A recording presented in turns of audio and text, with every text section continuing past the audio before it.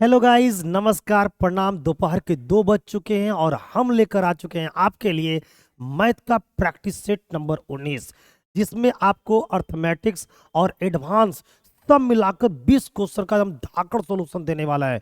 तो जल्दी जल्दी से अपने सारे दोस्तों को बुलाइए और जल्दी जल्दी से लिंक को फॉरवर्ड करते हुए सारे दोस्तों को लाइव ले आइए मेरे दोस्त, क्योंकि मैं आप लोग को करवाने वाला हूं मैथ का प्रैक्टिस सेट नंबर 19, जिसमें अर्थमेटिक्स का भी क्वेश्चन है, एडवांस का भी क्वेश्चन है। शुरू से अंत तक देखिएगा, बेहतरीन कॉन्सेप्ट के साथ आपको बताने वाले हैं। झारखंड सीजीएल का एग्जाम जो है 28 जनवरी को है और 4 फरवरी को है। तो 28 जनवरी तक करीब करीब हम ऐसे 10 सेट और आपको दूंगा, यानी कल कम से कम लगता है मैथ का 5 से 7 प्रैक्टिस सेट आप लोग को मैं अपलोड कर दूंगा। पढ़ लेना बढ़िया से और इसे पढ़ के जाओगे, इससे बाहर क्वेश्चन एक भी नहीं आएगा। और मैं भी आपको यूट्यूब पर है ना पेपर 3 का, पेपर 2 का, पेपर 1 का बेहतरीन सॉल्यूशन शाम में दूंगा मेरे दोस्तों।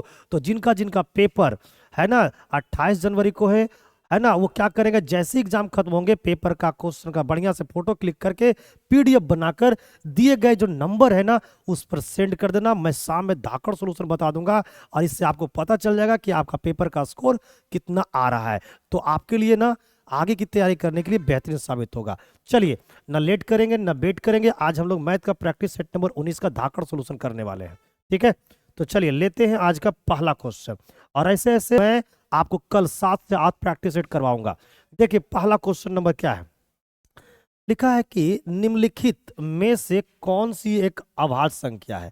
आइए, अभाज्य संख्या यानी जिसे हम लोग बोलते हैं प्राइम नंबर। क्या आपको पता है प्राइम नंबर क्या होती है? प्राइम नंबर के बारे में अगर मैं बात करूं, अगर हम लोग प्राइम नंबर के बारे में बात करें, जिसे हम लोग अभाज्य संख्या कहते हैं, जिसे हम लोग क्या कहते हैं, अभाज्य संख्या, है ना, अभाज्य संख्या कहते हैं। यहां से 2-3 क्वेश्चन एग्जाम में आती है। पहली बात तो समझ जाइए कि प्राइम संख्या जितने भी होती है ना वो एक से बड़ी होती है। एक से बड़ी जितने भी है ना प्राइम संख्या जो भी होती है वो एक से क्या होती है, बड़ी होती है।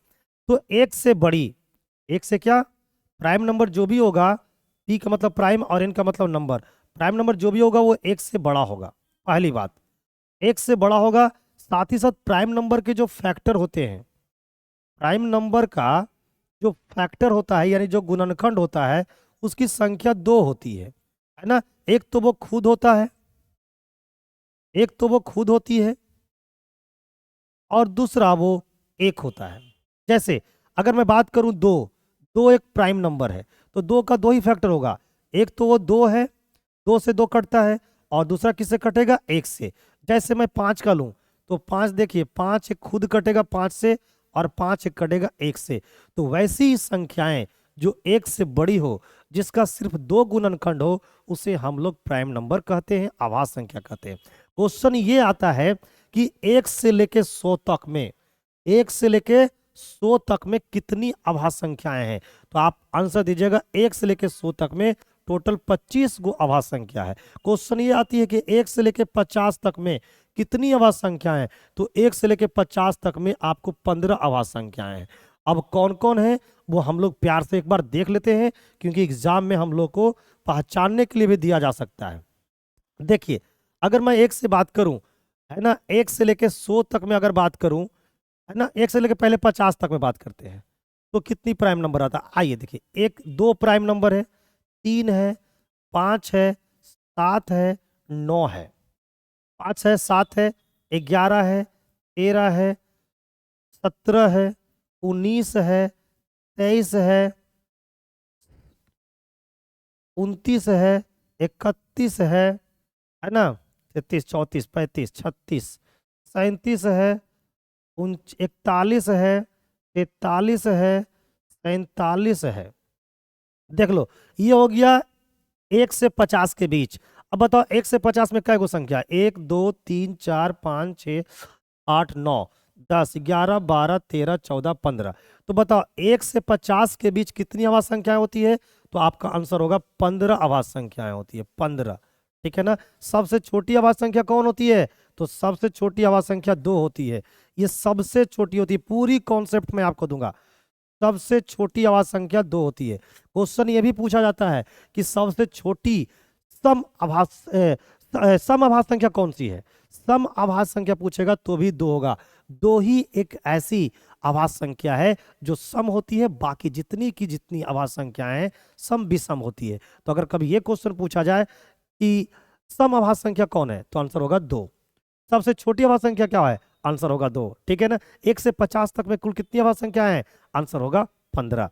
अब अगर हम 50 से बात करें, 50 और 100 के बीच में अगर बात करें, तो देखिए अगला कौन हो जाएगा? 51 नहीं होगा, 52 नहीं, 53 होगा। फिर हो जाएगा 54 नहीं, 55 नहीं, 56, 57, 58, 59 होगा।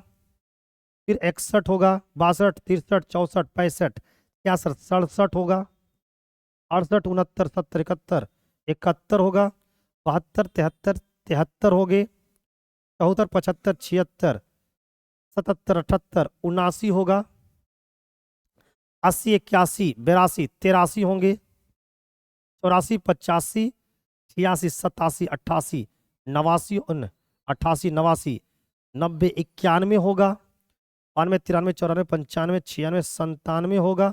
बस अब बताओ कितनी संख्या है? 1, 2, 3, 4, 5, 6, 7, 8, 9, 10। तो देखो 50 और 100 के बीच कितनी आवाज संख्या होती है? तो आपका आंसर निकल कर आएगा 10 होती है। और 1 से 50 के बीच कितनी आवाज संख्या होती है? 15 होती है। तो हमसे पूछा गया है कि which of the following is a prime number. Prime number है क्या? 54 प्राइम नंबर नहीं है, 68 भी प्राइम नंबर नहीं है, 39 भी प्राइम नंबर नहीं है। प्राइम नंबर कौन है? 89। तो राइट आंसर हो जाएगा 89। तो पूरी प्राइम नंबर का कॉन्सेप्ट आपको मैंने दे दिया।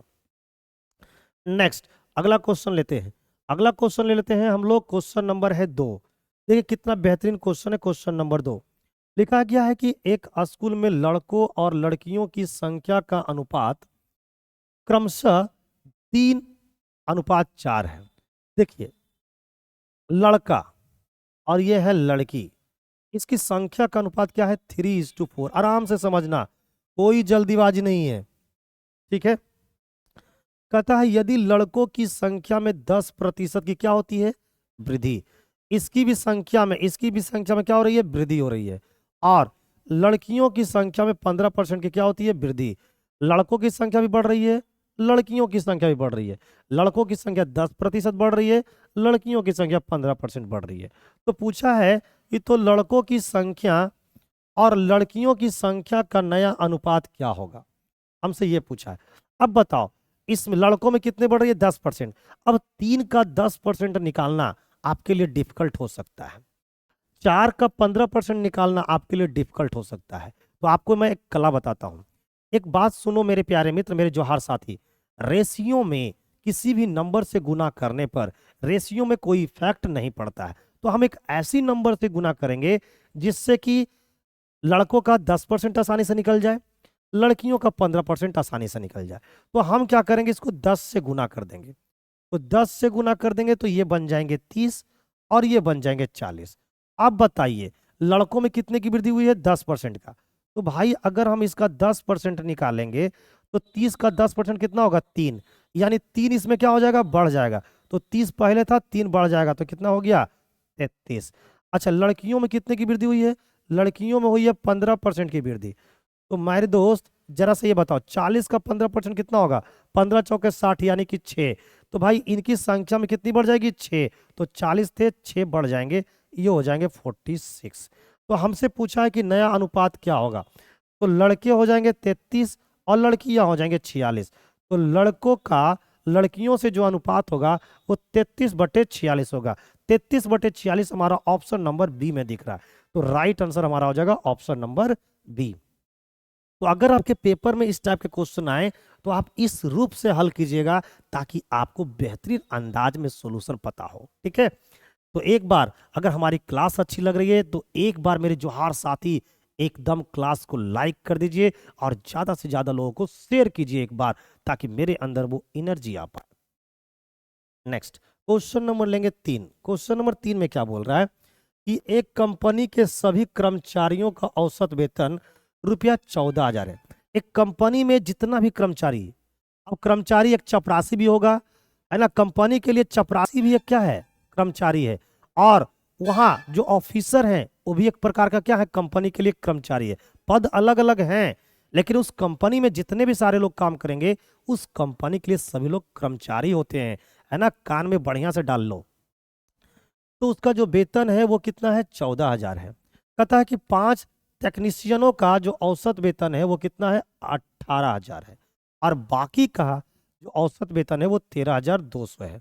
अब बताइए, टेक्नीशियन का औसत वेतन कितना है, 18,000, और बाकी का औसत वेतन कितना है, 13,200। तो अगर टेक्नीशियन का और बाकी का सबको जोड़ेंगे तो उस कंपनी का क्या हो जाएगा, कुल कर्मचारियों का औसत वेतन निकल जाएगा। तो कुल कर्मचारियों का औसत वेतन निकालने के लिए क्या करना पड़ रहा है, टेक्नीशियन वाला और शेष वाला सबको क्या करना पड़ रहा है, मिलाना पड़ रहा है। तो जब रिजल्ट मिलाने से आता है तो हम लोग क्या लगाते हैं, एलिगेशन। तो इस क्वेश्चन को सोल्व करने के लिए हम लोग क्या लगा देंगे, एलिगेशन। जब कभी भी रिजल्ट अगर किसी चीज को मिलाने से आए, किसी चीज को ऐड करने से आए, तो वहां पर हम लोग क्या लगाते हैं, एलिगेशन। अब देखिए एलिगेशन, यहाँ पर टेक्नीशियन है ना, तो ये हो गया टेक्नीशियन, ठीक है ना। और बाकी ये रहा रिमेनिंग, ये रहा मेरा रिमेनिंग। अब हम लोग को ये भी पता है कि टेक्नीशियन कितने हैं, टेक्नीशियन है 5, है ना। और हमें टोटल कर्मचारी का क्या करना है, पता करना है। तो टेक्नीशियनों का औसत वेतन कितनी है, 18,000, और शेष कर्मचारी का औसत वेतन कितना है, 13,200। और अगर सब कर्मचारी को मिला देते हैं तो औसत वेतन कितना होता है, 14,000। तो जो सबको मिलाने से आता है उसको बीच में लिखते हैं। अब हम लोग क्या करेंगे, इनका डिफरेंस निकालेंगे, 18,000 और 14,000 का, और इसके डिफरेंस को लिखेंगे इस साइड। तो 18 और 14 का डिफरेंस कितना आएगा, 4,000। इसको लिखेंगे हम लोग इस साइड, ठीक है ना। उसी तरीके से 13,200 का और 14,000 का डिफरेंस को लिखेंगे इस साइड। तो भाई कितना होगा, 800, है ना। और इसका डिफरेंस कितना था, 4,000। ये जो आई है ना, ये कर्मचारियों की संख्या का अनुपात आ गया। तो ये काटो, कितने बार में कट गया, एक बार में। 800 से काटेंगे एक बार में, और ये 800 से काटेंगे 5 बार में। तो जो रेशियो निकल के आया वो 1:5 आया। इसका निकल के रेशियो आया, संख्या का रेशियो निकल कर आ गया 1:5। अब बताओ, टेक्नीशियन देखिए तो रेशियो में कितना है, 1, जबकि वैल्यू में कितना दे रखा है, 5। तो 1 का वैल्यू कितना है, 5 है। तो मेरे दोस्त अगर 1 का वैल्यू 5 है और हमें टोटल कर्मचारी का पता लगाना है, तो टेक्नीशियन 1 है और रिमेनिंग जो कर्मचारी वो 5 है, तो टोटल कर्मचारी कितने हो गए, 6 हो गए कि नहीं, बताओ। और 1 का वैल्यू कितना है, 5, तो 6 का वैल्यू कितना होगा, अगर 1 का वैल्यू 5 है और टोटल है 6, तो 6 का वैल्यू कितने हो जाएंगे, 30। तो उस कंपनी में टोटल कितने कर्मचारी काम कर रहे हैं, 30 कर रहे हैं। राइट आंसर होगा ऑप्शन नंबर ए। आप लोग भी अगर क्वेश्चन को क्या कीजिए, पहले पाउच कर दीजिए, पहले इसको रोक दीजिए, खुद बनाइए, और बन जाए आंसर कमेंट में डालिए कि सर मेरा आंसर ए है। इससे ये पता चलेगा कि अगर ये ऐसा क्वेश्चन आपके झारखंड सीजल के एग्जाम में आएंगे तो आप जवाब दे सकते हैं, है ना। बहुत लोग को अगर पता है क्वेश्चन जवाब दे पा रहे हैं, कमेंट कीजिए, दे दनादन दे दनादन दे दना, कमेंट कीजिए, ठीक है। नेक्स्ट क्वेश्चन नंबर लेंगे अगला, जो बनाएगा हल्का हल्का हल्का सा पगला। क्वेश्चन नंबर 4, देखिए ये अलजेब्रा का क्वेश्चन है। मैंने बोला था ना कि एडवांस और अर्थमेटिक्स दोनों का क्वेश्चन मैं इंक्लूड किया हूं, ठीक है। ये देखिए अलजेब्रा का क्वेश्चन है, a-1/a-5 = 10 है। तो a-5 का होल क्यूब माइनस 1/a-5 का होल क्यूब का मान हमसे पूछा है। कुछ नहीं करना इस क्वेश्चन में। देखिए ये a है माइनस 1/a-5, इसकी वैल्यू है 10। आप देखो जिसकी वैल्यू पूछा जा रहा है उसमें बेस क्या इस्तेमाल हुआ है, तो उसमें इस्तेमाल हुआ है a-5। क्या इस्तेमाल हुआ है, a-5। यहाँ भी है और यहाँ भी है a-5, लेकिन जो दिया है उसमें एक जगह a-5 है, दूसरी जगह a-5 नहीं है। तो सबसे पहला काम क्या है कि दोनों जगह a-5 लाना। अब ये दिमाग लगाना है कि कैसे दोनों जगह a-5 आएगा। तो अगर हम लेफ्ट साइड और राइट साइड दोनों में -5 कर दें तो a-5 हो जाएगा। देखिए इस साइड भी हम -5 घटा दिए, है ना, और इस साइड भी 10 में से हम क्या कर दिए, 5 घटा दिए। दोनों साइड घटा दिए, कोई इफेक्ट रहा नहीं। अब बताइए तो ये क्या हो जाएगा, a-5 है माइनस, यहां पर देखिए a-5 है ना, और ये कितना हो जाएगा, 5। अब इसी का क्यूब का वैल्यू हमसे क्या किया गया है, पूछा गया है। इसी का क्यूब का वैल्यू हमसे पूछा गया a-5 का होल क्यूब माइनस 1/a-5 का होल क्यूब का मान क्या होगा। आइए इसको बताने से पहले मैं आपको एक बात बताता हूं। मैंने आप लोग को अलजेब्रा का क्लास भी करवा चुका हूं। वहां पर बताया हूं कि अगर x-1/x का मान लो अगर p दे दिया और इसी का क्यूब पूछ दे, इसी का क्यूब पूछ दे x³ - 1/x³, तो इसका मान निकालने के लिए क्या करते थे, इस p का क्या कर लेना है, क्यूब कर लेना है। और ये माइनस में पूछा गया तो क्या जवाब देना है, प्लस में, और 3 गुना p कर देना है, 3 गुना p कर देना है। बस इसी फॉर्मेट पे इसको हम पुट कर देंगे और हमारी आंसर आ जाएगा। तो भाई देखो ये चीज दिया हुआ है और इसका मान पूछा है, तो ये जो वैल्यू दिया उसका क्यूब कर दो, ठीक है। माइनस में पूछा गया है तो क्या कर देना है, प्लस, और 3 गुना 5 कर दो, 3 गुना 5 कर दो। अब ये हो जाएगा 5 का क्यूब 125 और 3 पचे 15, इसको जोड़ोगे हो जाएगा 140। तो इस क्वेश्चन का राइट आंसर हो जाएंगे 140, ऑप्शन नंबर डी।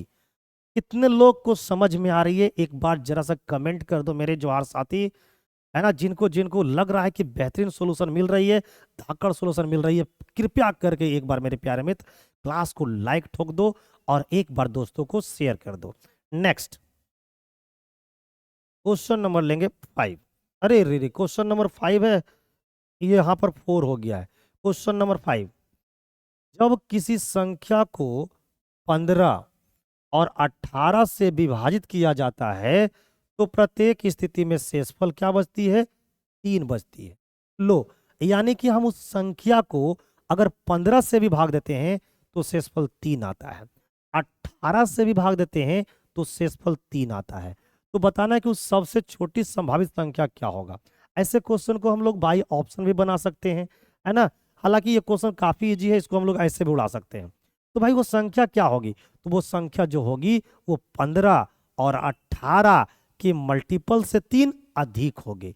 तो भाई 15 और 18 का जो सबसे छोटी मल्टीपल होती है उसे क्या बोलते हैं, एलसीएम। तो हम लोग क्या करेंगे, 15 और 18 इन दोनों का क्या निकाल लेंगे, एलसीएम। और वो संख्या एलसीएम से क्या होगा, 3 अधिक। तो 18 और 15 का एलसीएम कितना होता है, 90, और 90 प्लस 3 यानी वो संख्या कितनी होगी, 93। 93 यानी कि ऑप्शन नंबर बी, 93 एक ऐसी छोटी संख्या है जिसे अगर 15 से डिवाइड करो तो 3 शेष आएगा, 18 से डिवाइड करो तो भी 3 शेष आएगा। तो प्रत्येक की स्थिति में 3 शेष आ रही है ना, तो राइट आंसर हमारा ऑप्शन नंबर बी होगी। नेक्स्ट क्वेश्चन नंबर लेंगे हम लोग 6। ये क्वेश्चन नंबर 6 है ना, नंबरिंग जरा सा क्या हो रहा है, गलती हो गया है। देखिए, चाय की 2 किस्मों का मूल्य क्रमशः, चाय की 2 वेराइटी है, 2 टाइप है ना। एक का जो मूल्य है वो 300 रुपये है, दूसरे का मूल्य 375 रुपये है। कहता है यदि चाय की दोनों किस्मों को एक साथ दोनों किस्म, ये पहला किस्म है, ये दूसरा किस्म है, दोनों को एक साथ 3:2 के अनुपात में क्या किया जा रहा है, मिलाया जा रहा है। अभी मैंने बताया था कि जब 2 चीजों को हम लोग क्या करते हैं, मिलाते हैं, तो मिलाने से जो बनता है उसको क्या बोलते हैं, मिक्सर। और मिक्सर में किसका नियम पालन होता है, एलिगेशन का। तो भाई इस क्वेश्चन में भी हमको क्या लगाना पड़ेगा, एलिगेशन। मिलाया जाता है तो मिश्रित किस्म की चाय का प्रति केजी मूल्य क्या होगा, यानी मिक्सर का कॉस्ट प्राइस क्या होगा, हमसे ये पूछा है। तो हम लोग को पता है कि जब हम लोग मिलाते हैं तो मिलाने से जो रिजल्ट बनती है उस क्वेश्चन को सोल्व करने के लिए हम लोग को एलिगेशन लगाना पड़ता है। तो ये चाय की पहली किस्म हुई और ये चाय की दूसरी किस्म हुई। पहली किस्म का दाम है 300 रुपया, दूसरी किस्म का दाम है 375। हमको इन दोनों को मिलाने के बाद जो मिक्सर बनेगा उसकी प्राइस निकालना है। तो उसकी प्राइस निकालने के लिए क्या करना है, यानी मिक्सर का प्राइस निकालना है कि मिक्सर का प्राइस क्या होगा। तो मिक्सर की प्राइस निकालने के लिए देखिए आपको क्या करना है, इन दोनों का डिफरेंस निकालिए, कितना आया, तो इन दोनों का डिफरेंस निकल कर आया कितना, 75। अब आपको पता है ना कि भाई ये दोनों जो किस्म है उसको किस अनुपात में मिलाए हैं, उसको हम लोग 3:2 के अनुपात में मिलाए हैं। तो भाई इस 75 को जो अंतर आया है ना, उसको 3:2 में क्या कर दीजिए, बांट दीजिए। ये सबसे सरल तरीका बता रहा हूं। तो 3 और 2 कितना है, 5, और 5 का वैल्यू कितनी है, 75। तो 5 का वैल्यू 75, तो 1 का वैल्यू कितना, 1 का वैल्यू 15, 1 का वैल्यू 15, तो 3 का वैल्यू कितना हो जाएगा, 45, और 2 का वैल्यू कितना हो जाएगा, 30। 2 का वैल्यू कितना हो जाएगा, 30। यानी इधर हो जाएंगे 45 और इधर हो जाएंगे 30, है ना। अब देखो कुछ नहीं करना है, ये देखो तिरछा तिरछी क्या करना है, जोड़ देना। ये छोटा वैल्यू है, ये कौन सा वैल्यू है, छोटा। तो छोटा वैल्यू में क्या करते हैं, हम लोग को पता है कि इन दोनों का डिफरेंस, इन दोनों का डिफरेंस को हम लोग इधर लिखते हैं, और इन दोनों का डिफरेंस को हम लोग इधर लिखते हैं। तो मेरे दोस्त बीच वाला जो वैल्यू होती है ना, वो छोटे वाला से बड़ा होता है और बड़ों से छोटा होता है। तो छोटा सबसे ये है, तो इससे बड़ा होगा, कितना बड़ा होगा, 30, तो यहाँ हो जाएगा 330, ठीक है ना। और इससे क्या होंगे, छोटा, तो 375 में से 45 घटाओ, कितना हो जाएंगे, 330, ठीक है। तो जो मिश्रित किस्म होगी उसकी जो 1 किलो का प्राइस होगा वो होगा 330। बस यही काम करना है। जब कभी भी बीच वाला वैल्यू निकालना रहे, दोनों का अंतर ले लो और अंतर को क्या करो, उस रेशियो में डिवाइड कर दो। तो ये कितना हो गया, 45, और कितना हो गया, 30। ये 45 हो गया, ये हो गया 30। बीच वाला वैल्यू छोटा से बड़ा होता है और बड़ों से छोटा होता है। हमको पता है कि इनका और इनका अंतर को इधर लिखेंगे, और ये वाला जो वैल्यू है वो छोटे से क्या होगा, बड़ा। तो भाई इसमें 30 जोड़ दो, निकल के आ गया। और बड़े वाले से छोटा होता है तो 375 में 45 घटा दो, 330 हो गया। एक तो आप ऐसे कर सकते हैं। अब ऐसे नहीं करोगे तो कैसे करोगे, आओ मैं ये भी बता देता हूँ। एक तो ये तरीका हुआ बनाने का, और ये सबसे अच्छा तरीका है अगर आप सीख गए हैं तो। दूसरा, इसी चीज को हम लोग ऐसे भी कर सकते हैं, आइए सीखिएगा। भाई पहला किस्म का जो दाम है वो 300 रुपया है, दूसरा किस्म का दाम है 375 रुपया। जो मिश्रित है उसका निकालना है। अब जिसको निकालना है उसको मान लिया एक्स। अब हम लोग को पता है ये जो एक्स की वैल्यू है वो एक से बड़ी होगी तो दूसरी से क्या होगी, छोटी होगी। अब बताओ, इसका मतलब एक्स की जो वैल्यू है वो 375 से क्या होगा, छोटा। तो इसका अंतर निकालने के लिए क्या करेंगे, 375 में से एक्स को घटा देंगे, और x की जो वैल्यू होगी वो 300 से बड़ा होगा, तो इसका अंतर निकालें, क्या करेंगे, x माइनस 300 लेंगे। अब ये जो आएगी ना, वो आएगी क्या, इनके क्या किस्मों का अनुपात, कि किस अनुपात में इसको मिलाया गया है। तो ये हो गया, अनुपात निकल कर आया। और अनुपात हम लोग को पता है कि 3:2 के रूप में मिलाया गया है। तो भाई कुछ नहीं करना, तो 375 माइनस एक्स अपॉन में x माइनस 300, ये आ गया दोनों किस्म को किस अनुपात में मिलाया है उसका अनुपात। और किस अनुपात में मिलाया है, तो 3:2 के अनुपात में मिलाया है। बस इसको सोल्व कर दो, x का मान निकल जाएगा। 2 से इसको गुना करो, 375 को 2 से गुना करेंगे 750, माइनस का 2x equal to 3x minus का 900। मेरे प्यारे मित्र, ये माइनस का 900 आएगा तो इधर का हो जाएगा प्लस का 900, है ना। प्लस का कितने हो जाएंगे, 900। तो 9 और ये हो गया 750, कितने हो जाएंगे, 9 7 16, 1650 इक्वल टू, ये माइनस का 2x उधर जाएंगे तो प्लस का 2x, तो 3 2 5x। अब x का मान निकालना है तो क्या करोगे, x का मान निकालने के लिए 1650 को 5 से डिवाइड कर दोगे, तो 5 से काटो 33 बार में 165, तो x का मान निकल के आया 330। तो ऐसे भी आप बना सकते हो। तो इस क्वेश्चन का राइट आंसर जो हो जाएंगे हमारा 330, ऑप्शन नंबर डी है। तो देखिए आप ऐसे भी बना सकते हैं, और जो मैं पहला तरीका बताया उस तरह से बना सकते हैं, लेकिन पहला तरीका अगर आपको समझ में आ गई है तो सबसे बेस्ट है। क्वेश्चन नंबर लेंगे 7, नंबरिंग में गलत है, ठीक है। 2 ट्रेनें ए और बी जिनकी लंबाई क्रमशः 195, ठीक है, मीटर और 165 मीटर है, समानांतर पटरियों पर एक ही दिशा में चल रही है। समानांतर पटरी है और एक ही दिशा में क्या हो रही है, चल रही है। यदि ए और बी की चाल क्रमशः 77 किलोमीटर प्रति घंटा और 85 किलोमीटर प्रति घंटा है, तो उनके द्वारा एक दूसरे को पार करने में कितना समय लिया जाएगा।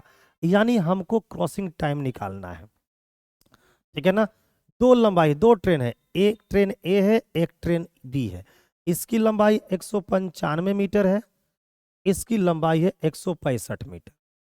इनका स्पीड है 77 किलोमीटर प्रति घंटा, इसका स्पीड है 85 किलोमीटर प्रति घंटा।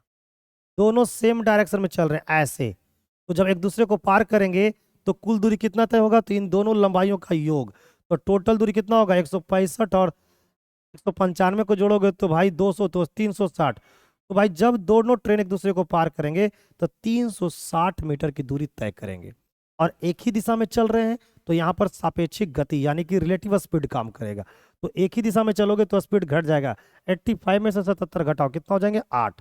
तो ये हो गया दूरी और ये हो गया टाइम या स्पीड, तो क्या निकल जाएगा टाइम। और ये जो स्पीड है वो किलोमीटर प्रति घंटा में, तो इसको मीटर पर सेकंड में लगा, तो 5/18, 18 कहाँ चल जाएगा ऊपर। अब इसको काट दो, हमारा आंसर क्या है रेडी। 8×5 = 40, 40 से काटेंगे 9 बार में, 18 × 9 162, यानी 162 सेकेंड में वो दोनों ट्रेन एक दूसरे को पार कर जाएंगे। राइट आंसर हो जाएंगे option number A. Option number A जो है वो एकदम करेक्ट आंसर है। ठीक है, ट्रेन का क्वेश्चन था। क्वेश्चन नंबर नेक्स्ट, अगला क्वेश्चन क्या है कि x का न्यूनतम मान क्या होगा ताकि संख्या 8x5215 9 से विभाज्य हो। 9 से विभाज्य का नियम क्या आपको पता है? यदि संख्याओं का योग, देखिए लिख देता हूं मैं, यदि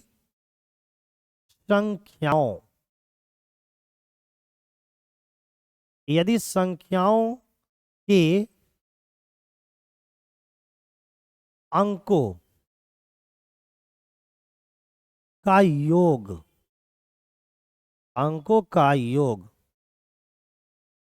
यदि संख्याओं के अंकों का योग 9 से विभाज्य होगी, 9 से विभाज्य होगी,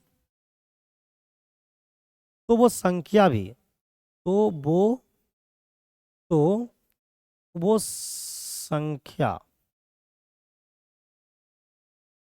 भी 9 से विभाज्य होगी, ये है नियम कि अगर किसी भी संख्या के अंकों का योग अगर 9 से विभाजित होगी तो वो संख्या भी 9 से विभाजित होगी। अब बताइए ये संख्या है, कौन संख्या है? 8x5215 ये संख्या है। तो पहले इसका अंकों का योग कीजिए, तो 8 5 13, 13 2 15, 15 और 1 16, 16 5 21, 21 प्लस x, ये आ गया अंकों का योग। 21 प्लस x हो गया अंकों का योग। क्या ये 9 से विभाजित होगी? ये 9 से तब विभाजित होगी जब यहाँ पर क्या होगा 21 और 9 दूना 18, 9 27, 27 अगर ये बन जाए, अगर ये 27 बन जाए तो ये संख्या 9 से डिवाइड होगा। तो 27 जब बनेगी कब? जब x के जगह कितना रखना पड़ेगा 6, तो भाई x के जगह पर 6 रखना पड़ेगा। तो ऑप्शन क्या हो जाएंगे डी। ठीक है ना, ऑप्शन क्या हो जाएंगे डी। यानी कि 6 एक ऐसी छोटी संख्या है जिससे यहां पे रखने पर जो संख्या बनेगी वो पूरी रूप से 9 से कट जाएगी, और 6 से छोटा कोई भी वैल्यू अगर रखोगे तो फिर 9 से नहीं कटेगा। ठीक है, इस बात को ध्यान देना, रूल भी मैं आपको लिख दिया हूं। क्वेश्चन नंबर अगला लिखिए, ए और बी का लघुत्तम समावर्तक कितनी है? 42 है। हमको ए और बी का एलसीएम पता है कि अगर हम ए का और अगर हम बी का एलसीएम निकालते हैं, अगर इनका एलसीएम निकालते हैं तो हमें पता है कितनी आती है 42। तो हमें बोला है कि ये बताइए कि अगर मैं 5A और 11B का अगर एलसीएम निकालूंगा तो क्या आएगा। क्लियर है? तो भाई 5 और AB का एलसीएम निकालेगा, अगर इनका एलसीएम निकालिएगा तो भाई क्या आएगा? इनका आएगा 5A इंटू 11B, ये एलसीएम आएगा। तो देखिए, तो ये 5 × 11 क्या आ गया? AB है ना। और A और B का जो एलसीएम होगा वो क्या होगा? AB ही तो कहलाएगा, और AB का वैल्यू कितना है? 42 है। तो जो एलसीएम हो जाएगा वो 5 × 11 गुना क्या हो जाएगा? AB का, और AB कितनी है? 42। बस इसको गुना कर दीजिए, 42 × 5 कितनी होती है? 210। अब 210 को 11 से गुना कर दो तो कितना आ जाएगा, 210 और गुने का 11 करोगे तो भाई 11 कम 11 के एक, हाथ में 2, 11 का 11 के एक, कैरी एक हो गया, और 11 दूना 22 और कितना हो गया 23। यानी जो एलसीएम होगी वो 2310 होगी। ऑप्शन नंबर डी एकदम परफेक्ट आंसर है। तो कितने अच्छे क्वेश्चन बन सकते हैं एलसीएम एचसीएफ का, इससे आप अंदाजा लगा सकते हैं कितने बेहतरीन क्वेश्चन में से ये एक है। ठीक है, राइट आंसर हो जाएंगे 2310। आप लोग का भी जवाब अगर है तो कमेंट करके बताइए कि सर राइट आंसर ये निकल कर रहा है। नेक्स्ट अगला क्वेश्चन क्या है, एक निश्चित काम करने के लिए एक्स को उसी काम को वाई और जेड को एक साथ मिलकर करने में लगे समय से 3 गुना समय लगता है। लीजिए, एक्स का जो समय लगता है वो वाई और जेड से लिए गए समय से 3 गुना समय लगता है। लीजिए यहां पर कैसे बनाइएगा, ये एक्स हो गया, ये एक्स हो गया, और ये हमारा वाई और जेड हो गया। अगर मैं वाई जेड का टाइम को 1 लेता हूं तो इससे 3 गुना समय लगता है किसको, एक्स को। ये टाइम का क्या निकल के आ गया, रेशियो। ठीक है, नेक्स्ट आगे बढ़ते हैं। और जेड को वाई और एक्स को एक साथ मिलकर करने में लगे समय का 4 गुना समय लगता है। लो, जेड को जो टाइम लगता है ना, जेड का जो समय है वो क्या है, एक्स और वाई को एक साथ मिलकर करने में लगने समय का 4 गुना है। तो अगर इसका समय 1 है तो इसका समय कितना है, 4 है। क्लियर है, समय कितना है, 4 है। तो बोलता है कि यदि तीनों मिलकर एक काम को 10 दिनों में पूरा कर सकते हैं तो वाई और एक्स और जेड को एक साथ मिलकर काम करने में कितना समय लगेगा। इतने बेहतरीन क्वेश्चन में से एक है। हम लोग को पता है, हम लोग को पता है कि टाइम का उल्टा क्या होता है, इफिशियंसी। तो अगर मैं इसका उल्टा करूं तो ये 1 हो जाएंगे और ये 3 हो जाएंगे। अगर मैं इनका उल्टा करूं तो ये 1 हो जाएंगे और ये 4 हो जाएंगे। अब बताओ ए और बी सी का, बोलो एक्स बाई जेड का अगर टोटल इफिशियंसी देखें तो भाई एक्स बाई जेड का यहाँ पर टोटल इफिशियंसी कितना है, 4, और यहाँ पर कितना है, 5। ऐसे कैसे, जब इंसान एक्स वाई जेड ही है तो मेरे दोस्त सभी जगह उनकी इफिशियंसी क्या होनी चाहिए, सेम होनी चाहिए। तो यहाँ पर एक्स वाई जेड का इफिशियंसी देखते हैं तो 4 है, यहाँ पर देखते हैं तो 5 है, अलग अलग है ना। तो सबसे पहले क्या काम करना है, इफिशियंसी को इक्वल करना है। तो इक्वल करने के लिए क्या करेंगे, आइए मैं आपको बताता हूँ। तो इसमें क्या करना है, इसमें 5 से गुना कर देना है और इसमें गुना कर देना है 4 से, तो ये इक्वल हो जाएंगे। 4 को 4 से गुना किए 16, 1 को 4 से गुना किए 4 है ना, 3 को 5 से गुना करेंगे 15, और 5 को 1 से गुना करेंगे तो 5। अब देखिए टोटल इफिशियंसी कितना आ गया, 20। अब देखो यहाँ पर भी टोटल इफिशियंसी कितना आ गया, 20। अब बताओ तीनों का टोटल इफिशियंसी कितना है, 20 है, और तीनों मिलकर काम को कितने दिन में करता है, 10 दिनों में। तो टोटल काम कितना होगा, टोटल काम हो जाएगा 20 गुना 10।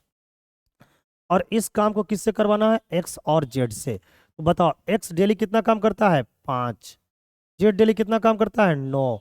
तो दोनों मिल जाएगा तो डेली कितना काम करेगा, 9 काम करेगा।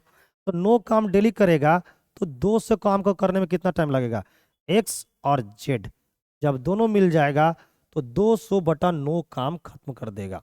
तो बताओ ये कटेगा, 9 ही कटेगा, तो ये हो जाएंगे 200/9। 200 को 9 से डिवाइड करोगे तो 22 9 198, 50/2/9।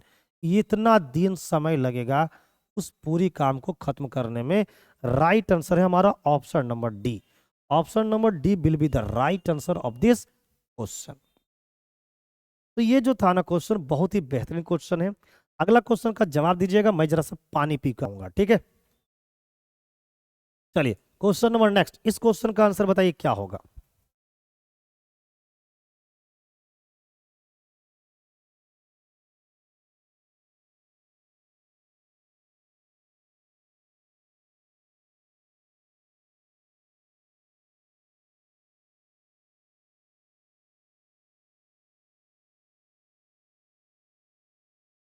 चलिए बताइए राइट आंसर इसका क्या होगा। आइए मैं बताता हूं, देखो एक निश्चित राशि पर 10% प्रति वर्ष की दर पर 2 वर्षों के चक्रवृद्धि ब्याज और साधारण ब्याज में अंतर 250 का है, तो हमसे पूछा वह राशि क्या है, वह राशि पूछा है, यानी क्या पूछ रहा हमसे, प्रिंसिपल। अब हम लोग को पता है कि परसेंटेज में जो प्रिंसिपल होता है वो कितना होता है, 100%। यानी कि हम लोग को 100% का वैल्यू निकाल कर दे देना है। अब देखिए आपको एक लॉजिक सिखाता हूं। अगर, देखिएगा एकदम ध्यान से सुनिएगा, अगर अगर टाइम 2 साल दिया रहे तो CI और SI की जो अंतर होती है ना, वो प्रतिशत में होता है R का स्क्वायर डिवाइड बाई 100% के बराबर। अब यहां पर R का मान कितना है, 10, तो 10 का स्क्वायर करो यहाँ पे और नीचे कितना डालो, 100। तो 10 का जब स्क्वायर करोगे और इसका मान परसेंट में आएगा, 10 का स्क्वायर हो गया 100 और 100 को 100 से डिवाइड कर दो तो ये कितना हो जाएंगे, 1। यानी CI और SI में परसेंट में देखा जाए तो अंतर कितना है, 1। परसेंट में देखा जाए तो अंतर कितना है, 1, जबकि रुपया में अंतर कितना है, 200। तो बताओ मेरे प्यारे मित्र, परसेंट में अगर आप अंतर देख रहे हो कि 1 का है, परसेंट में अगर अंतर देख रहे हो 1 का है और रुपया में अंतर कितना है, 250, आप क्या बोलोगे कि 1% का वैल्यू कितना है, 250, और हमें 100% का वैल्यू निकालना है तो 250 को 100 से गुना कर दो। तो 250 को 100 से गुना कर दोगे, ये 250 रहा और 100 से गुना करोगे तो 2 जीरो और डाल दो, तो प्रिंसिपल कितने हो जाएंगे, 25,000। इस क्वेश्चन को बनाने के लिए देखा जाए रियल में तो पेन उठाने की आवश्यकता नहीं है, लेकिन मुझे समझाना होता है, इसलिए हर एक चीजों को बारीकी ढंग से आपको लिखकर बताना होता है। ठीक है, नेक्स्ट क्वेश्चन नंबर नेक्स्ट लेंगे ताकि आपको और बेहतरीन चीजें दिखाए। देखिए क्वेश्चन नंबर 11, एक त्रिभुज के कोनों का अनुपात दे रखा है, 1:1:2 दिया है। ये त्रिभुज के कोनों का अनुपात है। सबसे बड़ा कोण के बारे में पूछा जा रहा है कि सबसे बड़ा कोण कुल आंतरिक कोण का कितना प्रतिशत है। देखिए जवाब किस में देना है, प्रतिशत में, तो कोणों की वैल्यू निकालने की कोई आवश्यकता नहीं है। बहुत सारे विद्यार्थी ऐसे क्या करेंगे, कोण का वैल्यू निकालेंगे, उसके बाद इस क्वेश्चन का जवाब देंगे, तो समझ जाओ उनकी नौकरी झारखंड CGL में होने वाला नहीं है। कुछ नहीं करना है। देखिए कोणों का अनुपात है 1:1:2। तो मेरे दोस्त ये बताओ कि सबसे बड़ा कोण कौन है, 2, और कुल आंतरिक कोणों का योग बताओ कितना है, कुल आंतरिक कोण कितने का होगा, 4 का। तो भाई सबसे बड़ा कोण 2 जो है वो कुल आंतरिक कोण 4 का कितना प्रतिशत है, हमसे ये पूछा है। बस सोल्व कर देंगे, जवाब प्रतिशत में आ जाएगा। तो बताओ 2 से काटेंगे 2 बार में और 2 से काटेंगे 50 बार में, तो कुल जो हमारा सबसे बड़ा कोण है वो कुल आंतरिक कोण का कितना है, 50%। अब देख लो 50% कहाँ है, ऑप्शन नंबर ए में। तो इस क्वेश्चन का जवाब बस इतना में ही क्या है, सीमित है। आगे कुछ करने की कोई आवश्यकता ही नहीं है। हालांकि बहुत सारे विद्यार्थी क्या करेंगे, पहले ई वाला कोण का मान निकालेंगे, इसका कोण मान निकालेंगे, फिर इसका कोण निकालेंगे, फिर बनाएंगे, आंसर यही आएगी, लेकिन फिर जिंदगी क्या हो जाएगा, खत्म हो जाएगी। क्वेश्चन नंबर लेंगे 12, यानी कि नेक्स्ट, यदि ए बी से 7 क्या है, अधिक है, बी जो है वो सी से 16 अधिक है, ए प्लस बी प्लस सी का मान 255 है, तो हमसे पूछा है कि 3A प्लस सी माइनस 4B का मान ज्ञात करें। देखिए ये हमारा ए है, ये हमारा बी है और ये हमारा सी है। ए जो है बी से अधिक है, बी जो है सी से अधिक है और ए है बी से अधिक। तो हम लोग क्या करेंगे, सी को मान लेंगे। अगर सी को मान लिया एक्स, तो बी क्या है, बी जो है वो 16 अधिक है, तो बी की वैल्यू हो जाएगी एक्स प्लस में 16। और ए जो है ना वो बी से कितना अधिक है, 7, तो 7 अधिक है, तो इसमें 16 7 कितना हो जाएगा, 23। तो ये निकल गया ए बी सी का कुल मान। ए बी सी का हम लोग अलग अलग क्या निकाल लिए, वैल्यू निकाल लिए। अगर हम ए बी सी का कुल योग देखें तो कितना आएगा, तो अगर ए बी सी का कुल योग देखें तो कितना आएगा, एक्स एक्स एक्स 3x आएगा, प्लस 23 और 16 कितने हो जाएंगे, 23 और 10 33 और 6 39। कुल योग तीनों को जोड़ने से ए बी सी का कुल योग है 3x प्लस 39। कितने हैं 3x प्लस 39, जबकि तीनों को जोड़ने से कितने आते हैं 255 आते हैं। तो भाई 3x बराबर कितने हो जाएंगे 255 माइनस का 39। अब इसको सोल्व कर देंगे तो भाई 15 में से 9 गया 6, 4 में से 3 गया 1 और ये 216। 3x की मान हो जाएगी, x की मान हो जाएगी 216 बटे में 3, काटोगे ये 72 बार में खत्म। तो x का मान 72 आ गया, x का मान 72 आ गया है ना जी। x का मान कितने आ गए 72, तो ये 72 हो जाएंगे और ये 72 में 72 16 जोड़ देंगे तो ये 88 हो जाएंगे और ये 72 में ये जोड़ देंगे तो ये 95 हो जाएंगे। तो ये निकल गया ए बी सी का मान। हमसे पूछ रहा है 3a प्लस सी माइनस 4b का मान क्या होगा। तो ये 3 हो गया, a का मान कितना है, a का मान 95, तो 3 इंटू 95 प्लस सी का मान कितनी है 72 और माइनस में है 4 इंटू बी का मान कितनी है 88। बस इसको सोल्व कर देंगे, हमारा आंसर निकल कर तैयार हो जाएगा। देखिए सबका इकाई अंक अलग अलग है, तो 5 या 15 इकाई अंक 5 बनेगा, 5 और 2 7, 7 हो गया, 8 चौके कितने हो गए 32, इसका इकाई अंक 2 है, तो ये 5 और 2 7, 7 में से 2 घटाओगे तो इकाई अंक तो 5 बनेंगे। अब इकाई अंक 5 देखो कहाँ पर है, ऑप्शन नंबर ए में। हालांकि तुम घटा लो देखो आंसर 5 ही आएगा। 5 या 15 के 5 हाथ में 1, 9 या 27 और 1 28 प्लस 72 और माइनस का 8 चौके 32 की 2 हाथ में 3, 8 चौके 32 और 3 35। भाई इसको जोड़ दो, 5 और 2 7, 28 और 7 कितना होता है 35। तो 357 में से 352 घटाओगे आंसर कितने निकल के आएंगे 5। अब बताओ एग्जाम में इतना जो कैलकुलेशन करोगे इस तरह टाइम बर्बाद होगा कि नहीं। तो इसी चीज को तो समझना है, मैथ को सोल्व करना एक एकेडमिक में और एक कंपटीशन में दोनों में आसमान जमीन का फर्क है। तो राइट आंसर हो जाएंगे हमारा ऑप्शन नंबर ए। क्लास अच्छी लग रही है तो एक बार क्लास को लाइक कर दो मेरे प्यारे मित्र, ताकि तुम्हारी जिंदगी के साथ साथ हमारी जिंदगी भी चरम सीमा पर पहुंच पाए। नेक्स्ट क्वेश्चन नंबर लेंगे अगला, और ये क्वेश्चन देख कितने बढ़िया है। एक व्यापारी अपने माल पर क्रय मूल्य से 26% अधिक मूल्य अंकित करता है। किससे, क्रय मूल्य से तो अंकित करता है, तो ये हमारा क्रय मूल्य है और इससे अधिक अंकित करेंगे तो क्या बनेगा मार्केट प्राइस, और जब डिस्काउंट देके क्या करेंगे तो बेच देंगे, ये होगा सेलिंग प्राइस। क्रय मूल्य से हम लोग आते हैं अंकित मूल्य पे और अंकित मूल्य से कहाँ आते हैं हम लोग विक्रय मूल्य पे। तो 26% अधिक अंकित करता है ना, यहां से 26% क्या है इसकी वैल्यू ज्यादा। नेक्स्ट, और अपने ग्राहक को अंकित मूल्य पर 12% की छूट देता है।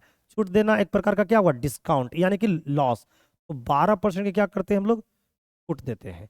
तो बताना है कि लाभ प्रतिशत कितना होगा। लाभ किसके किसके बीच का रिलेशन होता है, तो सीपी और एसपी के बीच का रिलेशन होता है। तो हम लोग को सीपी और एसपी क्या करना होगा निकालना होगा। अब कुछ नहीं करना, आराम से आपको सीखना है। देखिए कैसे निकाल दूंगा, बहुत सारे मेथड है इसका निकालने का, लेकिन आपको इजी बताता हूँ। देखिए ये टोटल कितने हैं 100 है और 26% का लाभ होगा तो कितने 26% इसको बढ़ाओगे इसका मूल्य कितना करोगे 126। अब 126 का 12% डिस्काउंट दोगे तो 126 का पहले 10% निकालो। 126 का 10% कितना होगा 12 रुपये 60 पैसा। अब हमको टोटल कितना निकालना था 12%, तो भाई ये 12% हमको निकालना है, हम तो अभी 10% निकाल रहे हैं। 1% कितना होगा 1% होगा 1 रुपया 26 पैसा, 2% कितना होगा 2 रुपया 52 पैसा। तो ये निकल कर आ गया मेरा 12%। तो 2 हो गया ये, 6 5 11 का 1, 2 2 14, 12 2 14 और 1 15, यानी टोटल जो डिस्काउंट है वो 15 रुपया 12 पैसे का। तो अगर मैं इसमें से 15 रुपया 12 पैसा घटा दूं तो मेरा निकल के आ जाएगा सेलिंग प्राइस। तो भाई ये इधर हो जाएंगे 88 और इधर हम लोग घटा देंगे कितना, सॉरी 15 है ना,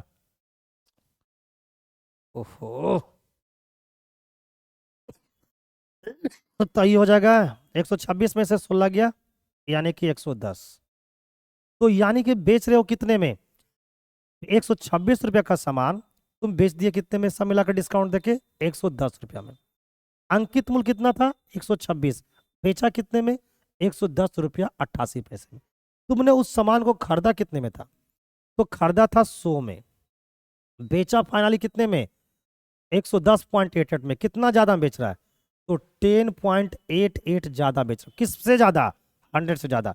तो 100 से जितना ज्यादा बेचोगे उतना ही परसेंट क्या हो जाएगी? प्रतिशत। तो इस क्वेश्चन का राइट आंसर हो जाएगा हमारा ऑप्शन नंबर सी, यानी 10.88% की क्या हो गई? प्रॉफिट हो गई। तो अगर किसी भी संख्या का 10% निकालना है तो उसके राइट साइड से एक अंक बाद दशमलव दे दो। तो एक अंक बाद दशमलव दो दोगे तो क्या निकल जाएगा? 12 रुपये 60 पैसा। ये हो गया 10%। अगर 1% निकालना है तो दाहिने साइड से 2 अंक बाद दशमलव दे दो। तो ये देखो 1.26 1% का मान है। हमको 12% निकालना था तो पहले 10% निकाल लिए, बाद में हम 2% निकाल लिए, दोनों को जोड़ दिए, 12% हो गया। तो ये देखिए 10% की वैल्यू है, ये है 2% का वैल्यू, दोनों को जोड़ दिए तो 12% का वैल्यू। इतने का डिस्काउंट दिए, 126 रुपया का सामान में 15 रुपया 12 पैसा घटा दिए, तो हम सामान बेचेंगे 110 रुपया 88 पैसे में। और एक्चुअल में जो सामान है वो 100 रुपया का है और बेच रहे हैं 110 रुपया 88 पैसा में। तो मेरे प्यारे दोस्त कितने का लाभ हुआ? 10 रुपया 88 पैसे का। 100 पर जितने का लाभ होता है उतना ही प्रतिशत का लाभ होता है, इसलिए डायरेक्ट हमने क्या कर दिया? प्रतिशत लिख दिया। नेक्स्ट क्वेश्चन नंबर नेक्स्ट, ये देखिए क्वेश्चन है, कहता है कि एक ऐसे घन का आयतन ज्ञात करे जिसका पृष्ठीय क्षेत्रफल 54 सेंटीमीटर स्क्वायर है ना? पृष्ठीय क्षेत्रफल दे रखा है आपको 54 सेंटीमीटर स्क्वायर। अब ये देखिए ये क्वेश्चन किसका है? क्यूब का, घन का। तो घन का जो टोटल सरफेस एरिया होती है यानी कुल पृष्ठीय क्षेत्रफल होता है वो 6 इंटू साइड का स्क्वायर होता है। अब टोटल पृष्ठीय क्षेत्रफल हमारे क्वेश्चन में दे रखा है कितना? 54। तो इसके जगह हम लोग 54 पुट कर देंगे इक्वल टू 6 इंटू साइड का स्क्वायर। 6 से काट दिए 9 बार में, तो जो साइड का स्क्वायर है ना वो 9 के बराबर हो गया। तो साइड किसके बराबर हो जाएंगे? √9 के बराबर हो जाएंगे। तो साइड जो हो जाएंगे वो आपके 3 के बराबर हो जाएंगे। और ये यूनिट दिया है सेंटीमीटर में, तो ये 3 सेंटीमीटर हो गया। ठीक है ना? साइड निकल कर आ गए 3 सेंटीमीटर। हमें निकालनी इनकी क्या है? आयतन। तो जो आयतन होती है, वॉल्यूम होता है, वो साइड का क्या होता है? क्यूब। साइड है 3, तो हम लोग 3 का कर देंगे क्यूब, तो 3 का क्यूब हो गया 27। यूनिट है सेंटीमीटर, तो ये हो जाएंगे आयतन सेंटीमीटर क्यूब। राइट आंसर हो जाएगा 27 centimetre cube, option number D. Option number D will be the right answer of this question my dear students. Clear है? नेक्स्ट ये देखिए क्वेश्चन है, क्वेश्चन नंबर हम लोग का नेक्स्ट जो है इसमें लिखा हुआ है कि यदि x⁴ plus 1/x⁴ equal to 1154 दिया है, हमसे पूछा है कि बताइए x³ प्लस 1/x³ का मान क्या होगा। ये भी अलजेब्रा का एक बेहतरीन क्वेश्चन है। अब देखिए हम सबसे पहले कैसे चलेंगे, आपको मैं बता चुका हूं कि अगर हम लोग x प्लस 1/x का अगर मान p दिया हुआ है और अगर हम लोग को निकालना होता था x² प्लस 1/x² का मान, तो हम लोग क्या करते थे? इसका जो वैल्यू दिया हुआ है ना, देखिए यहाँ पर पावर 1 है और यहाँ पर पावर क्या है? तो पावर जब भी डबल होगा, पावर जब भी डबल होगा तो जो मैं रूल बता रहा हूँ ये काम करेगा। तो सबसे पहले क्या करते थे? ये जो p दिया हुआ इसकी वैल्यू, इसका क्या करते थे? स्क्वायर करते थे। अब यहाँ पर देखो ये क्या है? प्लस, और हम जवाब भी किस में दे रहे हैं? प्लस में। तो प्लस से प्लस में जाते समय क्या करते थे? घटा देते थे 2। लेकिन अब सोचो जरा सा आप, अब जरा सा सोचो आप कि अगर मान लीजिए p का मान दिया होता 4, तो ये 4 का स्क्वायर 16, 16 में से 2 घटाते 14 आता। 14 आता कि नहीं बताओ? 14 आती। लेकिन अगर एग्जाम में ऐसे कर दे कि x² प्लस 1/x² का मान 14 आपको दे दे और पूछे आपसे कि बताओ x प्लस 1/x का मान क्या करोगे, तो क्या करना है? जस्ट उल्टा काम करना है। यहाँ पर देखो है ना, पीछे से क्या जाना है? आगे की तरफ। तो देखिए तो सबसे लास्ट का काम क्या था? सबसे लास्ट का काम जब हम लोग प्लस से, है ना, यहाँ पर पावर क्या है? 1, तो जब 1 से हम लोग यहाँ गए थे तो लास्ट में क्या किए थे? माइनस का 2। लास्ट में क्या किए थे, माइनस का 2। तो जब हम लोग यहां से यहां आएंगे ना, तो सबसे पहला काम आएगा प्लस का 2 करना। तो 14 में प्लस क्या करेंगे, 2, पहला काम ये हो गया। अच्छा, उसके बाद का काम क्या था, स्क्वायर करना। तो यहाँ पर उसके बाद का काम क्या होगा, स्क्वायर रूट करना। तो 14 दो 16, 16 का स्क्वायर रूट 4। देखो आ गया कि नहीं। सेम यही लॉजिक, सेम यही फंक्शन हमें यहाँ पर करना है ना। क्योंकि हमें मान निकालना है इसका, तो इसका मान तब निकलेगा जब हम लोग x प्लस 1/x का मान निकाल लेंगे। तो x के पावर 4 से हमें सबसे पहले कहाँ पहुंचना है, पावर 1 में। तो अब क्या काम करेंगे, आइए दिखाते हैं। अब देखो समझ जाओ मेरे प्यारे मित्र।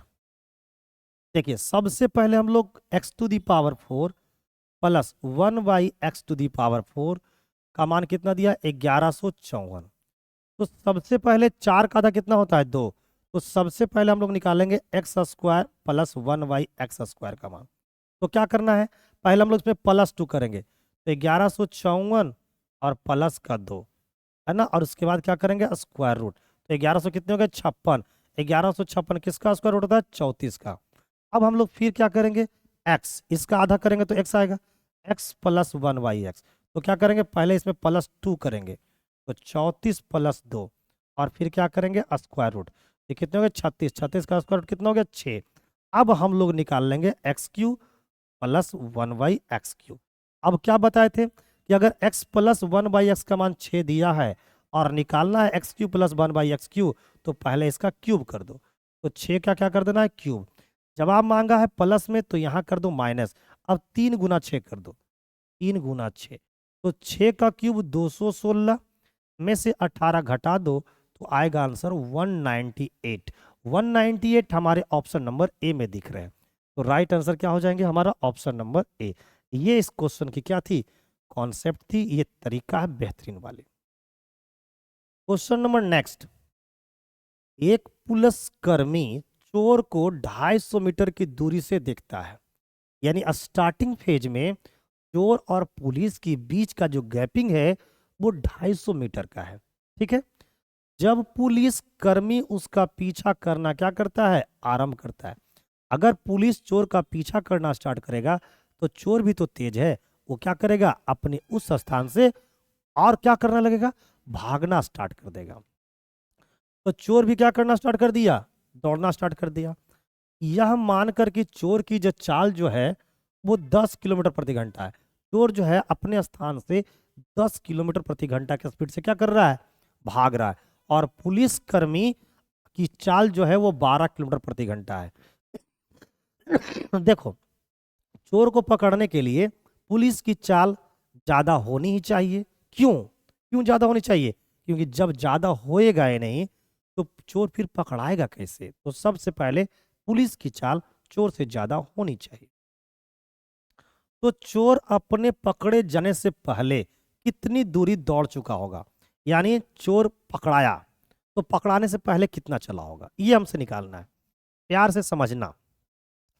मान लो ये पुलिस यहां पर थी, ठीक है, मतलब पुलिस है, और इस स्थान से 200 मीटर आगे इस स्थान पर मान लो कौन है, चोर है। तो स्टार्टिंग में इनके बीच की दूरी कितनी है, 200 मीटर है। मान लिया जाए कि चोर और पुलिस यहां पर एक साथ होंगे। जब चोर और पुलिस एक साथ होंगे तभी ना चोर पकड़ाएगा जी। तो मैंने मान लिया कि इस स्थान पर चोर और पुलिस एक साथ होंगे। तो इसका मतलब क्या है कि जिस टाइम पुलिस इसका पीछा किया उसी टाइम चोर भी क्या करना स्टार्ट किया, भागना स्टार्ट किया। इसका मतलब ये हुआ कि पुलिस यहां से इस पॉइंट में आने में जितना समय लेगा, चोर इस यहां से यहां आने में उतना ही समय लेगा। तो मीटिंग टाइम जो होते हैं पुलिस और चोर के क्वेश्चन में, मीटिंग टाइम क्या होते हैं, सेम, ठीक है ना।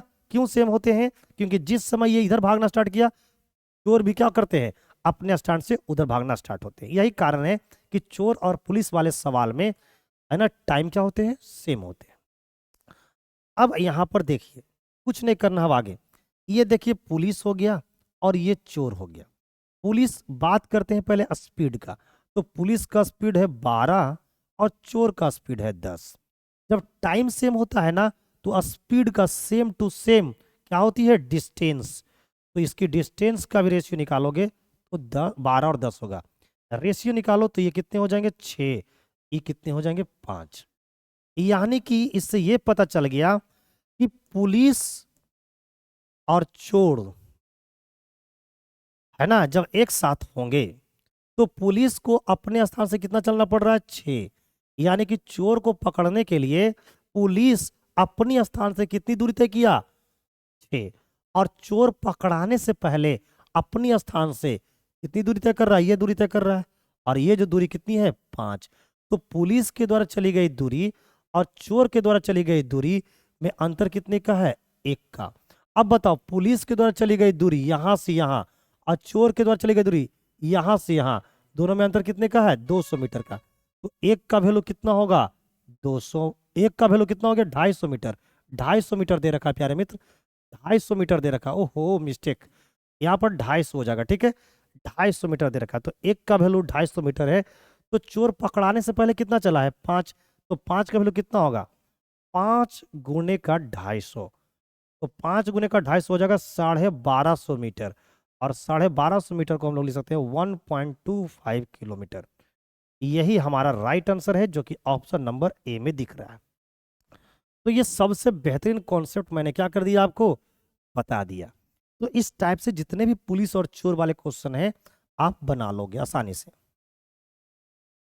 नेक्स्ट क्वेश्चन, नेक्स्ट क्या बोला है कि रुपया 2300 के अंकित मूल्य वाले मिक्सर है ना, मूल्य वाले एक मिक्सर को 2024 रुपया में बेचा जाता है।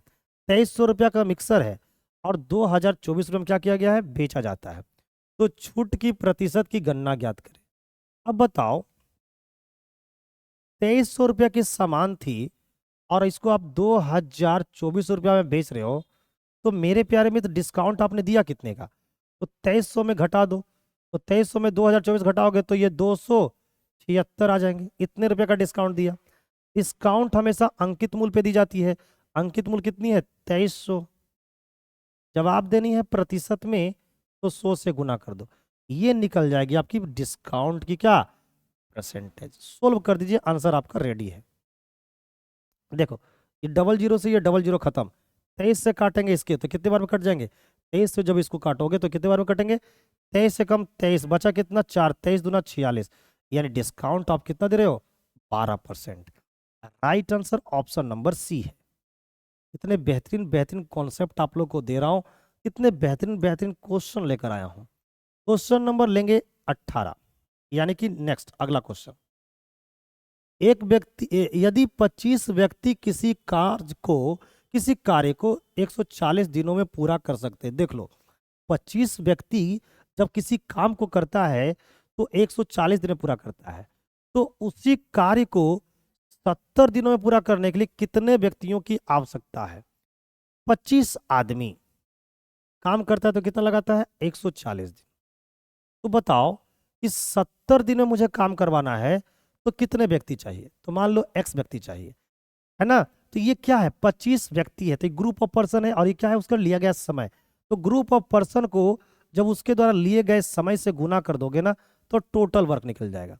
अब बताओ x 70 दिन में काम करने के लिए कितने व्यक्तियों का ग्रुप चाहिए x व्यक्तियों का। तो इस व्यक्तियों के द्वारा उसी काम को करने में कितना लगाना है 70 दिन। तो इसको भी गुना करेंगे तो क्या निकल जाएगा टोटल काम। तो ये भी टोटल काम है, ये भी टोटल काम है, क्योंकि उसी काम को 70 दिन में खत्म करना है। तो टोटल काम क्या है सेम है। बस इसको सोल्व कर दो, आंसर आपका रेडी है। 70 से काटेंगे 2 बार में और 2 से गुना करेंगे 50, यानी 70 दिन में काम को कंप्लीट करने के लिए 50 आदमी की आवश्यकता है। 50 आदमी की आवश्यकता है, जो कि ऑप्शन नंबर सी में मुझे दिखाई दे रहा है ना। लेफ्ट साइड, ये लेफ्ट साइड हो गया और ये राइट साइड हो गया, दोनों को इक्वल कर दो, ऐसे क्वेश्चन में जवाब निकल कर आ जाएंगे। देखिए ये क्वेश्चन कितना बेहतरीन है, त्रिकोणमिति का क्वेश्चन है। तो मैं अलजेब्रा भी ले लिया, एडवांस भी ले लिया है ना, अलजेब्रा भी ले लिया, त्रिकोणमिति भी ले लिया, मेंसुरेशन भी ले लिया, जियोमेट्री भी ले लिया, ठीक है ना। अब ये क्वेश्चन देखो त्रिकोणमिति का है। 16 सेक स्क्वायर ए माइनस 16 tan स्क्वायर ए, इसका वैल्यू पूछा है। दोनों में 16 क्या है कॉमन, तो इसको हम लोग लिख सकते हैं सेक स्क्वायर ए माइनस टेन स्क्वायर ए। और हम लोग को पता है कि सेक स्क्वायर ए माइनस टेन स्क्वायर ए का मान कितना होता है 1, 1 गुना 16 कितने हो जाएंगे 16। तो इस क्वेश्चन का right answer option number B हो जाएगा। ऑप्शन नंबर कितने हो जाएंगे बी। नेक्स्ट ये देखिए क्वेश्चन नंबर हम लोग को लेना है 20। बहुत ही बेहतरीन क्वेश्चन में से एक है। 12 मीटर त्रिज्या वाले एक वृत्त के दीर्घ त्रिज्य खंड का हमसे पूछा है परिमाप। हमसे बड़ा वाला जो सेक्टर है ना उसका परिमाप पूछा है, जिसका लघु त्रिज्य खंड का केंद्र कितना है 75 डिग्री है। अब बताओ लघु त्रिज्य खंड, सबसे पहले त्रिज्य खंड होता क्या है ये जानिए। तो ये देखिए एक सर्कल है, सर्कल का क्या है सेंटर है। अब देखो ये एक रेडियस है, ये एक रेडियस है। अब ये जो डायग्राम नीचे वाला डायग्राम बन रहा है, नीचे वाला डायग्राम को हम लोग सेक्टर बोलते हैं। जैसे ये देखिए ये जो मैं आपको ब्लू करके दिखा रहा हूं ये एक सेक्टर है। तो ये छोटा सेक्टर है और यहां पर देखिए ये भी एक सेक्टर है। ये यहां से देखिए ये भी एक सेक्टर है। ये देखिए ऐसे ऐसे ऐसे ये भी एक सेक्टर है। तो ये बड़ा वाला सेक्टर है, तो इसका नाम हो गया दीर्घ त्रिज्य खंड। और नीचे जो हो गया छोटा वाला उसको बोलेंगे लघु त्रिज्य खंड। तो जो लघु त्रिज्य खंड है उसके द्वारा केंद्र पर 75 डिग्री का कोण बन रहा है। तो ये जो एंगल है ना वो 75 डिग्री का है और जो रेडियस है वो 12 मीटर है। तो हमसे पूछा है कि दीर्घ त्रिज्य खंड का परिमाप क्या होगा। तो दीर्घ त्रिज्य खंड का परिमाप कैसे निकालेंगे भाई। सपोज कर लो दीर्घ त्रिज्य खंड बनता कैसे, देखो तो यहां से चल रहे हैं, हमको दीर्घ त्रिज्य खंड बनाना है। तो सबसे पहले ये लाइन ड्रॉ करना पड़ेगा, फिर ऐसे ऐसे ऐसे ऐसे ऐसे ऐसे ऐसे ऐसे ये जो रेड मैंने ड्रॉ किया ये है दीर्घ त्रिज्य खंड। इसकी टोटल लंबाई कितनी है ये निकालने पड़ेगी। तो दीर्घ त्रिज्य खंड का कैसे निकलेगा भाई, तो पहले ये लंबाई निकाल लो। ये लंबाई कितनी है, टोटल जो लंबाई होती है वो 2 पाई आर होती है। और ये कितने डिग्री पर बनते हैं 360 डिग्री पर, इसलिए 1 डिग्री पर इतना बनेगा। हमको निकालना 75 डिग्री पर कितना बनेगा, तो ये निकल जाएगा लेंथ ऑफ आर्क ये वाला, इसकी लंबाई निकल जाएगी। ठीक है ना, तो इसकी लंबाई कितनी है जरा सा कैलकुलेट कर लेते हैं।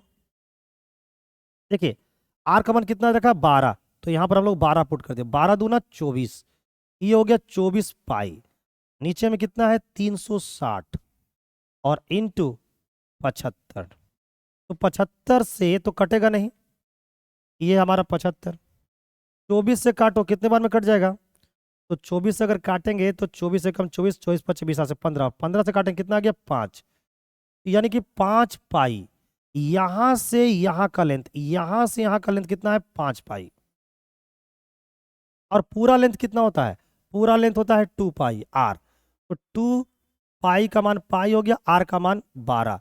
तो पूरा जो लेंथ है वो हमारा कितना हो गया 24 पाई, है ना। पूरा लेंथ है 24 पाई जिसमें से ये 5 पाई है। तो मेरे दोस्त यहां से ये पूरा लेंथ कितना होगा 19 पाई, 19 पाई होगा। और 19 पाई में ये वाला रेडियस और ये वाला रेडियस जोड़ दोगे तो दीर्घ वृत्तखंड का क्या निकल जाएगा परिमाप। तो भाई ये रेडियस 12 और ये 12 24 और प्लस में कितना हो जाएगा 19 पाई। 24 प्लस 19 पाई राइट आंसर हमारा होगा ऑप्शन नंबर ए। ठीक है, मैं उम्मीद करता हूं कि आप लोग इस चीजों को समझ गए होंगे। चलिए तो जल्दी जल्दी से कमेंट करके बताइए कि आप लोग को ये जो प्रैक्टिस सेट मैंने करवाया है प्रैक्टिस सेट नंबर 19 कैसा लगा, है ना। और आज शाम 4 बजे एक और बेहतरीन क्लास आपको मैं देने वाला हूं। आपको मैथ का बेहतरीन प्रैक्टिस सेट नंबर 19 लेकर आऊंगा। धपाधप धनाधन क्या कीजिए अपने हर एक दोस्तों को इस वीडियो का लिंक को फॉरवर्ड कर दो मेरे दोस्त, ताकि हमें बहुत बेहतरीन लगे। और मजे के साथ मैं प्रैक्टिस सेट नंबर 19 तो करवा ही दिया हूँ, 20 भी लेके आने वाला हूँ। ठीक है, थैंक यू गाइज, मिलते हैं अगली क्लास शाम 4 बजे के साथ, है ना। आप लोग भी क्या कर दीजिए अपने दोस्तों को सारे लोग को फॉरवर्ड कर दीजिए। Thank you, bye bye.